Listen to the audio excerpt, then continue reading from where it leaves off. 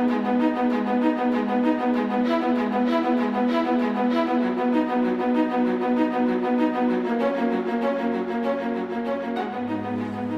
right, welcome back. So today I'm actually going to do an introduction of my my new 4K editing rig, and in all actuality, I'm using it right now over to the right hand side, utilizing the AlMaster program to control this particular camera. I'll eventually get to what it actually is, but for the most part, the way I arrived at this choice is I was looking primarily at workstations. So I shopped all the major manufacturers from Lenovo, HP, Dell. My biggest thing, number one, was I like having a track point, a great track point, which really there's only one manufacturer that's on the list that does it what I consider to be right. And on top of that, I like to have a great keyboard.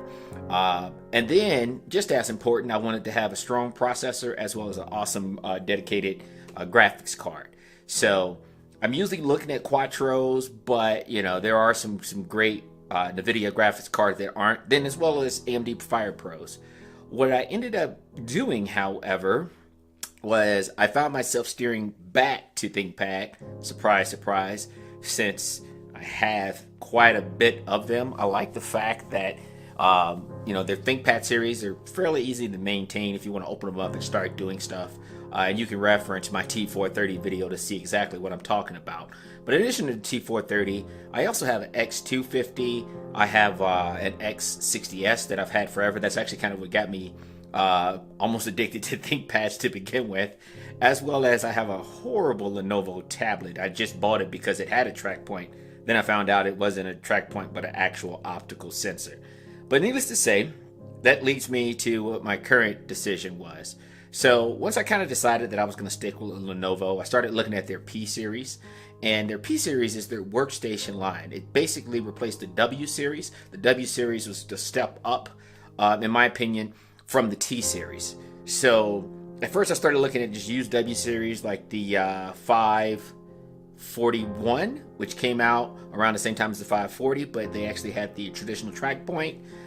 But, you know, that one I was going to have to upgrade it, and I think it was going to hit my limits fairly fast. I then jumped to the next series, which was the T550S. Unfortunately, the S nomenclature means it has the slower low-voltage processor. Did not want that. I wanted as fast of a laptop processor as possible, so like an H series or so.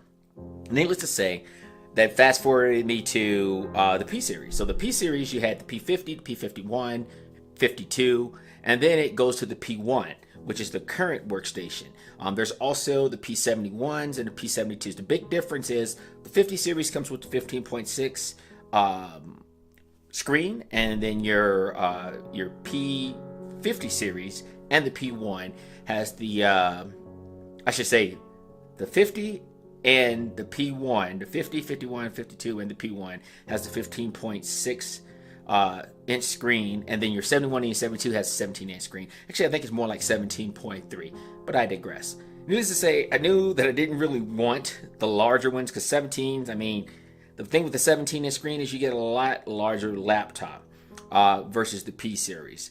And more specifically, when you start comparing the current 72 to your P1, there is a huge difference in the weight. So, you know, the 72 is like 7 pounds and some change versus your P1, which is going to set you back right around 3.7 pounds. And you can actually reduce that further if you get the 1080p screen. So the other cool thing was I didn't even realize that Lenovo did this because I was solely focused on the P series. But the X series, which is always considered the ultra portable series, they actually created a version that was ultra portable. However, it was fairly powerful. And that one was the one that kind of came to mind. I started looking into it. And what it actually was or is this guy. By the way, running AlMaster on it right now. And I'm actually going to use AlMaster to change focus so you guys can actually kind of see the laptop a little bit better. So bear with me. All right, there we go. So this particular laptop is the, okay, I want to mess this up. It is the Lenovo Extreme X1. And I'll switch focus back to me. So I'll be putting up some screenshots while I step through this. But this particular laptop is basically the P1 chassis. So you get the really, really lightweight chassis. However,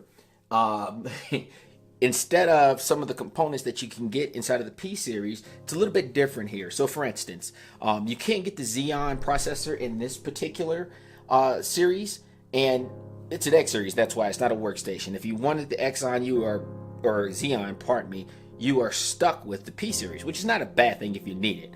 I didn't really think that I needed it, only because I actually love the new Intel i7 hexa-core processors, which is what I have in this bad boy. Needless to say, this particular laptop, it actually came with a a 1050 GTX Max-Q Ti, and I think I mixed that all up. So let's try it again. It was the 1050 GTX Ti Max-Q, and what that is more of a laptop designed for gaming. It's very similar to the 10 volt or the 1050 that you find in your desktop, or even just the 1050 that you find in some of the gaming laptops that are way bigger than this. But then they changed the voltage a little bit, and they kind of stepped it down, so they're able to put it in a lighter, smaller, slimmer chassis without requiring all the additional cooling that comes with it.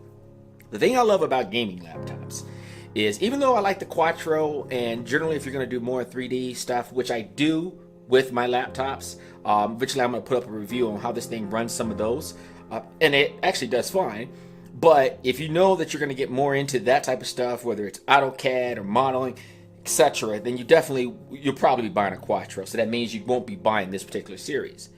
However, if you're only going to do that on every once in a while, and you're going to be doing rendering, I personally believe, and you can YouTube it or look it up, but the GTX cards actually work better for video rendering versus your Quattro cards. I did a lot of comparisons. I went on Notebook Check, etc., just to kind of see what these cards, the type of performance you're getting out of this card versus the Quattro. And actually, I spec the Quattro a little bit higher than what normally comes in the P1.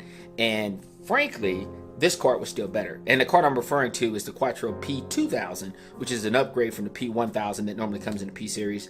And it actually comes with 4 gigabytes, which is very similar to what's in this card.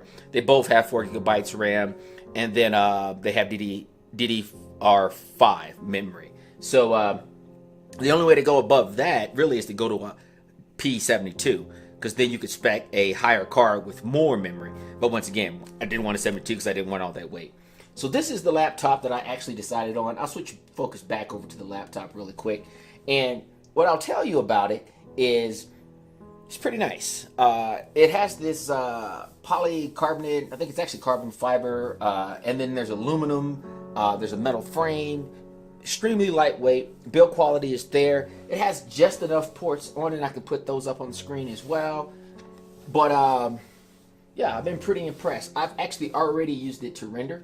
I've played games with it already, and then I've also I've used that software, which like I said, I'll put up a test so you can kind of see what the 3D looks like, and I've been really impressed so far. And then the battery life is really, really good too. That was one of the things I just really wasn't expecting, so I'm glad that that is actually the case. Price wise, so depending on how you spec these things, normally I buy used laptops, and I also buy refurbished laptops because I know I'm going to be opening them up, doing stuff to them. This one I'm actually going to open up. There's some screws on the bottom, not very many, and this whole plate comes off, so I have access to everything. But I'm not jumping right to that because, once again, it's a new laptop. And as far as the price, because it's not usually the type of laptop I'm purchasing, it's a little bit higher. If you're looking at picking up one of these, you can actually spec the lower end processor, the i5, which, by the way, current generation i5s are pretty good, so I'm not knocking that. And the graphics card is going to come standard regardless. And then depending on what you put in there, you could bump the price up and down. But generally, these things can run anywhere from around $1,300 to $1,400, all the way up to, so there's bundles. I think the most expensive bundle I saw was around $2,700. However, you can just customize it and go all out, which I actually did just to see what the price would get to. I didn't do it with this because, frankly, I didn't think that some of the components were that good of a deal. But the one that when I went and maxed it all out, I believe I got up to man, I want to say it was like $4,700. So think about it. That's a humongous price range to go from 1,300 all the way up to 4,700.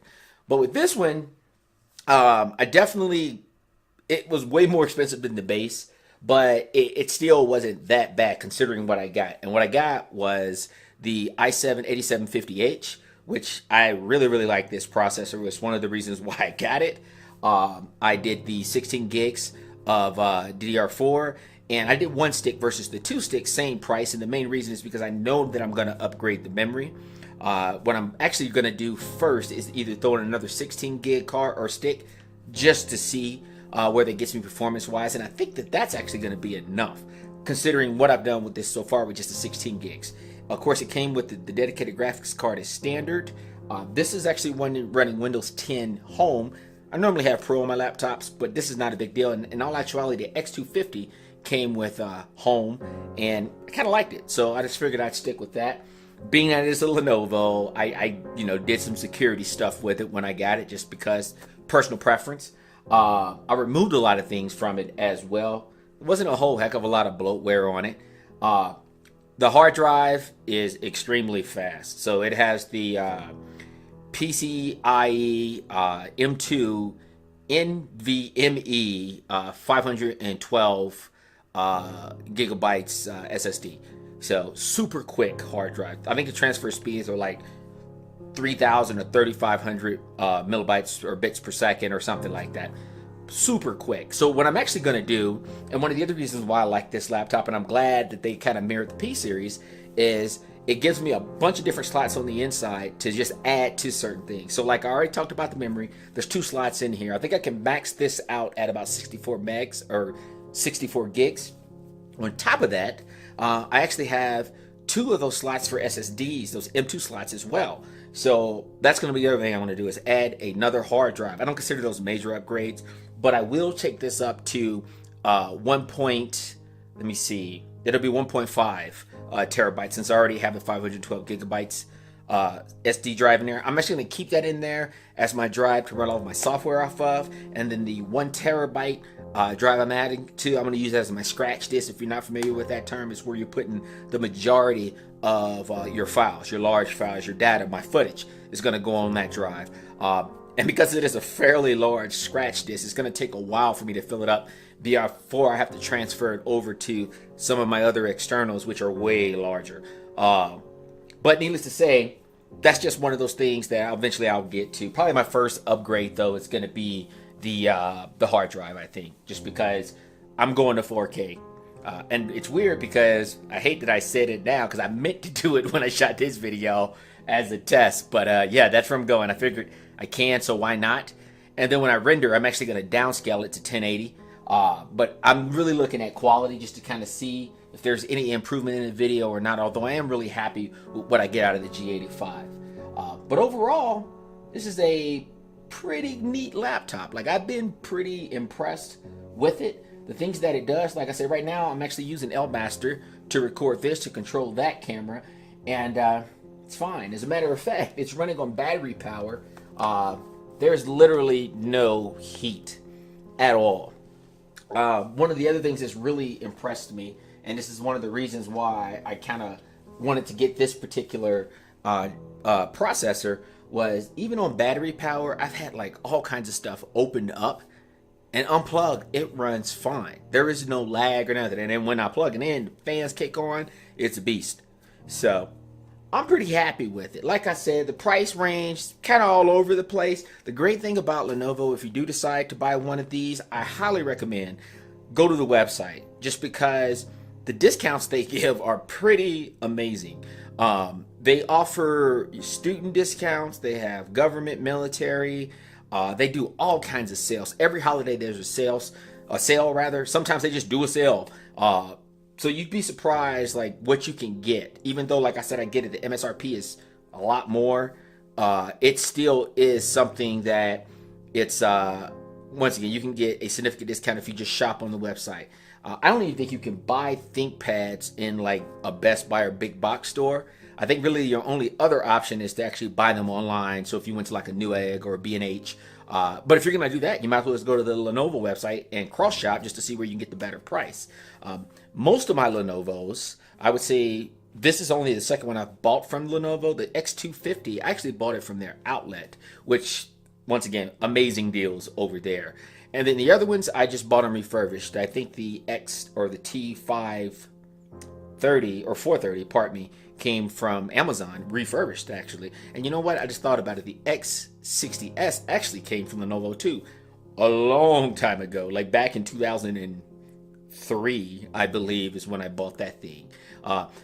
And actually, I was kind of surprised then because I actually think that the discounts that they gave were a lot greater, because I think I got that system for almost 50% off of what it cost. You're not going to get that today, I don't think.